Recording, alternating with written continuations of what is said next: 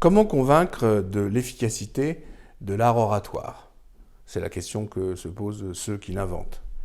Comment convaincre les jeunes Athéniens de venir suivre les cours qui sont prodigués par les Gorgias et autres Protagoras?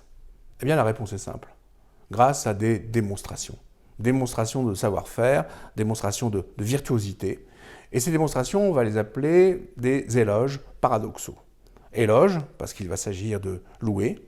Paradoxaux, de louer un objet qui, contre l'opinion publique, bien d'habitude, effectivement, n'est pas louable, puisqu'on va choisir un objet blâmable, un objet repoussant, un objet dénigré, un objet condamné. Alors, celui qui va passer maître dans le genre, c'est Gorgias. C'est Gorgias qui va donner donc l'éloge d'Hélène.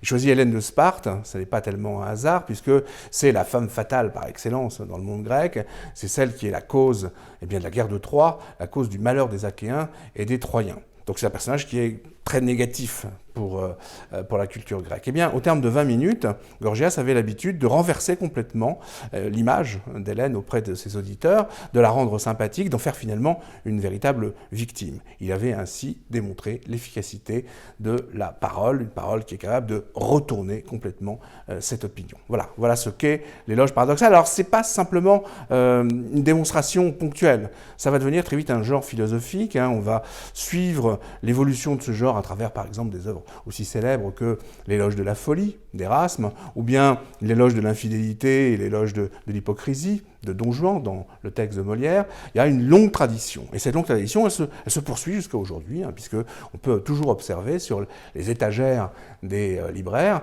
des essais philosophiques qui sont, alors, éloge du retard, Hélène Leuillet vient de le donner récemment, on pense surtout à Alexandre Jolien, éloge de la faiblesse, qui a été un best-seller extrêmement renommé. On peut penser à l'éloge de la fuite d'Henri Laborie, dans une perspective plus scientifique, ou encore plus poétique, l'éloge de l'ombre du japonais Tanizaki.